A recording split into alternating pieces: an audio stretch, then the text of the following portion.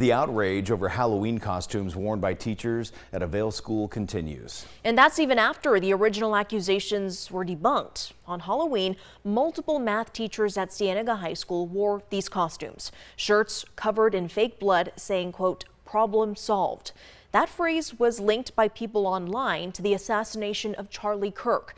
But those accusations were debunked after the school showed that the teachers had already worn the same costumes last year. But at the Vail board meeting tonight, it was clear that for some, the costumes still a problem. 13 News reporter Renee Romo heard those concerns and also spoke to the district superintendent to set the record straight. Renee.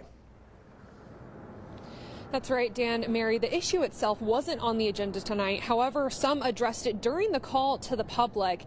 And a lot of the concerns brought up were addressed by Superintendent John Caruth before the meeting when he spoke with me. Now, a handful of people, some with local chapters of Turning Point USA, expressed their concern, frustration, and anger over the t-shirt that Cienega High School teachers wore for Halloween, with some calling for the suspension or even firing of those teachers, along with whoever approved the post. And one man urged the superintendent and assistant superintendent to resign.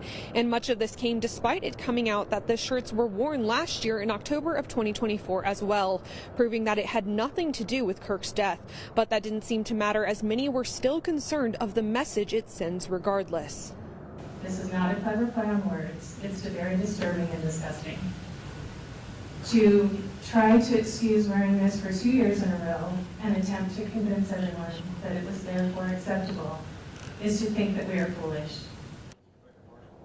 Now, some people were concerned the shirts and the message they conveyed were too violent to be worn around children. I asked Caruth about this, and he explains it was a part of a student-sponsored zombie run at the school as well, adding that the shirts were only worn at the high school level and only on Halloween. He tells me they would not have been worn at any of their K-8 schools, and they'd be prohibited on any other day. Regardless, he says the shirts will never be worn again. He tells me he understands that everyone had their own perception of the shirts without context, and he apologizes to anyone that was offended. But Caruth adds the disruption to their schools and the thousands of emails and calls they have received as a result has been astonishing.